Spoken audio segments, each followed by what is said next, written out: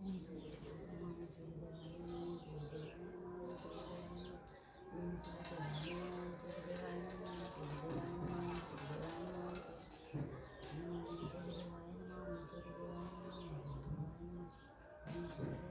नमः ओम सूर्यदेवाय नमः ओम सूर्यदेवाय नमः ओम सूर्यदेवाय नमः ओम सूर्यदेवाय नमः ओम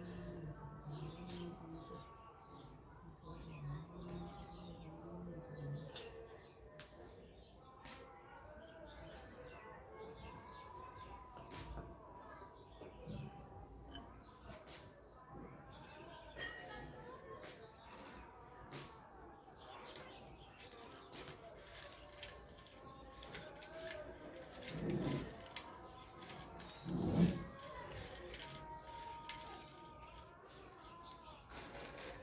सूर्यदेवाय नमः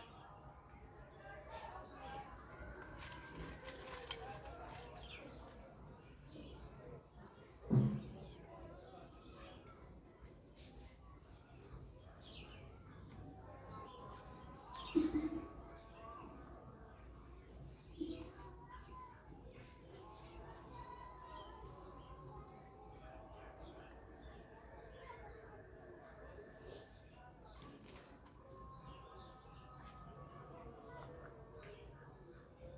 नमः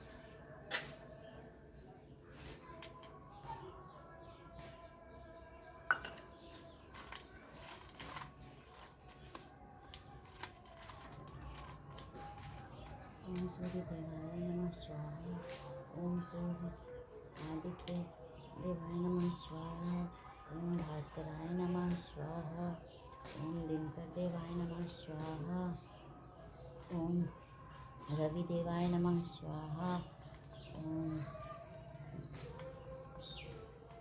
भानुदेवाय नमः स्वाहा ओम सूर्यदेवाय नमः स्वाहा ओम सूर्यदेवाय नमः स्वाहा ओम सूर्यदेवाय नमः स्वाहा ओम सूर्यदेवाय नमः स्वाहा ओम सूर्यदेवाय नमः स्वाहा ओम सूर्यदेवाय नमः स्वाहा ओम सूर्यदेवाय नमः स्वाहा ओम सूर्यदेवाय नमः स्वाहा जय सूर्य देवता भगवान की जय सूर्य देवता भगवान जय सूर्य देवता स्वाहा ओम सूर्य देवता स्वाहा ओम सूर्य देवता स्वाहा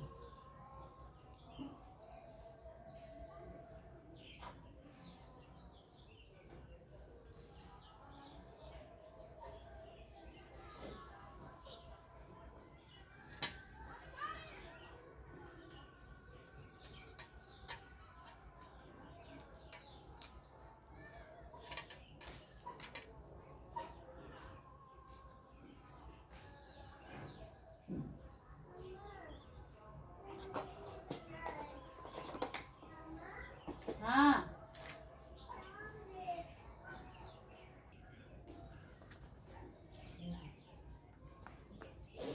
व्यास जी बोले एक समय निमिष सारण्य में सौनक आदि 88,000 मुनिगण एकत्रित होकर पुराणों के ज्ञाता श्री सूत जी से पूछने लगे, हे सूत जी, आपने अनेक पुराणों की कथा सुनाई, उसको सुनकर हमारी आपसे कथा सुनने की इच्छा बढ़ती। कृपा करके आप हमसे कोई ऐसा व्रत बतलाएं जिसके करने से मोक्ष की इच्छा प्राप्त हो। कलयुग में सभी प्राणी अल्पायु होंगे, निर्धन होंगे, इस प्रकार भी सभी अनेक प्रकार के ज्वर आदि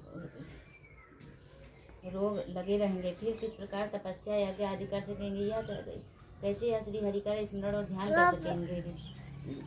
कर सकेंगे। ज़्यादा से ज़्यादा पूजा करोगे। इसलिए हे सूत जी, आप कोई मोक्ष देने वाला रोग नाशक सर्व प्रकार सिद्धिदायक रोग मुक्तिदायक व्रत बताएं। जिसके करने से सभी लोग में सभी प्रकार के सुख व मोक्ष की प्राप्ति हो सके। सूर्य जी बोले, हे मुनीश्वर, आपने संसार के कल्याण निमित्त बहुत सुंदर बात पूछी। जो मुक्तिदायक मोक्ष को देने वाला उत्तम व्रत तुमसे कहता हूँ, ध्यान देकर सुनो। इस प्रकार के व्रत बताने कहने से मैं स्वयं असमर्थ हूँ, क्योंकि यह विषय अथाह है। जिस प्रकार आपने मुझसे पूछा, उसी प्रकार भगवान श्री कृष्ण से कुंती ने पूछा था। उसी संवाद को अब मैं तुमसे कहता हूँ। एक समय भगवान योगेश्वर श्री कृष्ण कुंती के आश्रम में पहुंचे। कुंती देवी ने बड़ी ही प्रेम से श्री कृष्ण भगवान का आदर किया और सुंदर आसन पर बैठा। श्री कृष्ण ने कुंती से कुशलता का समाचार पूछा। कुंती ने उत्तर दिया, प्रभु, जिन पर आपकी कृपा दृष्टि है, उनका स्वप्न में भी अमंगल नहीं हो सकता। प्रभु, सुख और दुख को देने वाले आप ही हो, फिर हमें क्या दुख है, इसका भी भान नहीं होता। हे अमंगलहारी, आपका नाम ही सभी अमंगलों के विनाश की अनुपम औषधि। इस प्रकार आपने दर्शन दिए। हे प्रभु, कष्ट कहाँ है, परंतु आपकी आज्ञा है तो प्रभु कोई ऐसा व्रत बता जिसके करने से रोग मुक्ति हो, मोक्ष की प्राप्ति हो, क्योंकि सभी मनुष्य योगी मुनि तपस्वी मोक्ष की इच्छा करते हैं। अतः प्रभु, मोक्ष को देने वाला कोई व्रत बतावें। भगवान श्री कृष्ण बोले, हे देवी, यह आपने बहुत ही सुंदर प्रश्न किया, परंतु मैं इसका ठीक प्रकार से उत्तर देने में असमर्थ हूँ। एक समय देवी पार्वती ने भगवान शंकर से यह प्रश्न किया था। उसी कथा को मैं आपके सामने कहता, तुम ध्यान देकर सुनो। श्री कृष्ण बोले, देवी, एक समय कैलाश पर्वत पर देवी पार्वती के साथ भगवान बोले शंकर जी बैठे। उनके पास नंदीगढ़ भी बैठे थे। उस समय देवी पार्वती ने शंकर से पूछा, हे प्रभु, हे त्रिपुरासुर का वध करने वाले, आपकी महिमा तीनों लोकों में विख्यात है। आप सर्वज्ञ, सर्व कल्याण और सर्वस्वरूप हैं। आप सब कल्याण और गुणों के निधान हैं। आप शरणागतों के लिए कल्प वृक्ष हैं। जिसका घर कल्प वृक्ष के नीचे हो, वह भला दरिद्रता से उत्पन्न दुख क्यों सहेगा। हे नाथ, हृदय में ऐसा विचार कर मेरी बुद्धि के भारी भ्रम को दूर करें। हे नाथ, हे स्वामी, रोग मुक्त कारक, शरीर कष्ट विनाशक, मोक्ष को देने वाला व्रत कहे। हे नाथ, उस व्रत को समझाकर कहे। मुझे नादान समझकर मन में क्रोध न लाए। जिस प्रकार मेरी अभिलाषा पूर्ण हो, उसी प्रकार आप वही कार्य करें। प्रभु, स्त्री होने के कारण मैं इस व्रत को सुनने की अधिकारिणी हूँ, तथा मैं मन, वचन तथा कर्म से आपकी दासी हूँ। पार्वती जी के सहज, सुंदर और छल रहित प्रश्नों को सुनकर शिव जी मन ही मन बहुत प्रसन्न हुए और आनंद में भरकर अमृत समान वाणी बोले, हे गिरिराज पर्वत कुमारी पार्वती, तुम धन्य हो। तुम्हारे समान कोई उपकारी नहीं, जिसने तुम्हारे संसार के लिए बहुत ही प्रश्न पूछा है। इस प्रसंग के सुनने से आपका कल्याण होगा, क्योंकि जिन्होंने अपने कानों से भगवान की कथा नहीं सुनी, उनके कानों के छिद्र सांप के समान हैं। जिन्होंने नेत्र से भगवान के दर्शन नहीं किए, वे नेत्र मोरपंख के समान नकली दिखने वाले हैं। जिन प्राणियों ने भगवान की भक्ति को अपने हृदय में स्थान नहीं दिया, वे जीते हुए मुर्दों के समान है। जो जीव श्री हरि के गुणों का गान नहीं करता, वह मेढक जीव के समान है। हे पार्वती, पुण्य भूमि भारतवर्ष में ऋषि पत्नियों का समूह यमुना किनारे एक उत्तम व्रत करने के लिए आया हुआ। उस व्रत को जाकर देख लो। शिव की आज्ञा पाकर देवी कैलाश से भारतवर्ष के लिए चल दी। मार्ग में कुसुमावती नामक स्त्री मिली। उसे कोई संतान नहीं थी, वह दीन थी। वह पार्वती ने उसे देखा तो उससे पूछा, भद्रे, तुम क्यों दुखी हो। कुसुमावती ने बताया, है देवी, मेरी कोई संतान नहीं, मेरे पति ने मुझको त्याग दिया, इस कारण मैं वन में दुखी होकर रहती हूँ। पार्वती जी उससे बोली, बहन, मेरे साथ चलो, हम दोनों एक पवित्र व्रत करेंगे, जिसके करने से तेरा पति तुझसे प्राप्त हो जाएगा, क्योंकि यह व्रत मोक्ष तक देने वाला है। पति सुख उससे बहुत ही कम है। देवी पार्वती की बात सुनकर कुसुमावती उनके साथ हो ली। कुछ ही दूर पार्वती जी कुसुमावती चली। उन्हें एक रोती स्त्री मिली, जिसे देखकर पार्वती जी ने पूछा, भद्रे, आपका क्या नाम है। इस प्रकार दुखी से होने का कारण क्या है। उस स्त्री ने कहा, मेरा नाम गंगा है, मेरे पुत्र नहीं, इसलिए मेरे पति ने मुझे त्यागना चाहता है। पुत्र पैदा करना मेरे हाथ की बात, मेरे बस की बात नहीं है। मेरे पुत्र नहीं होगा तो मेरा पति मुझे त्याग देंगे। उस समय कितना दुख मिलेगा, कहाँ रहूंगी, कौन सहारा देगा, क्या क्या कष्ट उठाने होंगे। उन्हें ध्यान करके मैं दुखी हो रही हूँ। कोई मुझे ऐसा उपाय नहीं था जिससे मैं पति के विछोह से दुख से दुखी न हो। पार्वती ने कहा, हे गंगा, तुम्हारा पति विछोह नहीं होगा, पुत्र की भी प्राप्त होगी। पार्वती जी कुसुमावती और गंगा को साथ लेकर रविवार को पूर्वाहन के समय यमुना किनारे पहुंची। वहां उन्होंने मुनि व्रतियों को व्रत करते देखा। पार्वती जी से पूछा, हे देवियों, आप क्या कर रही है।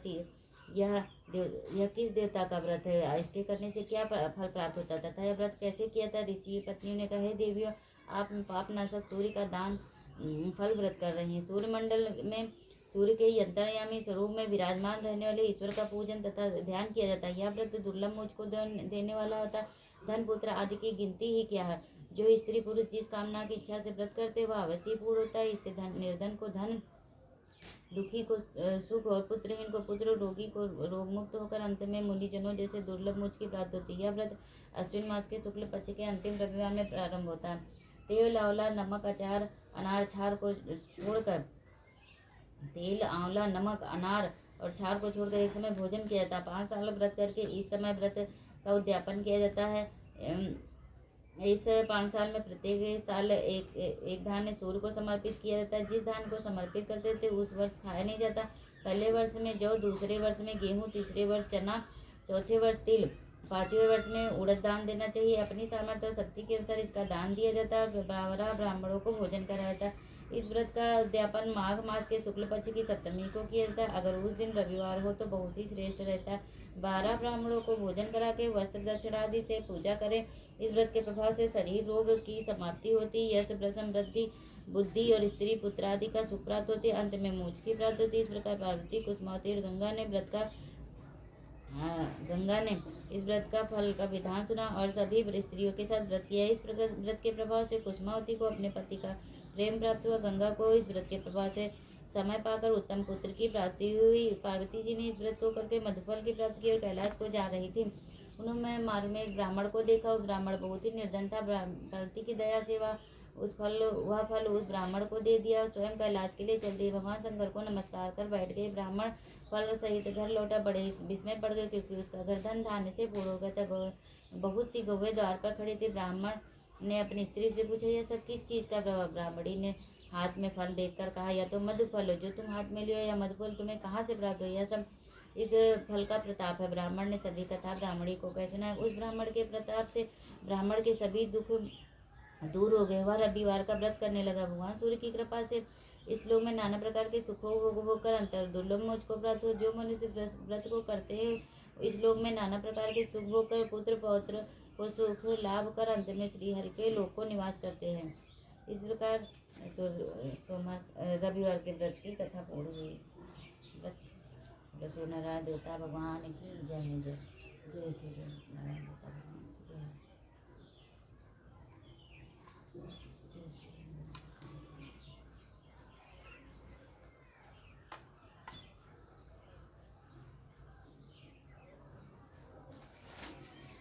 आप पढ़ेंगे आदित्य हृदय स्रोत।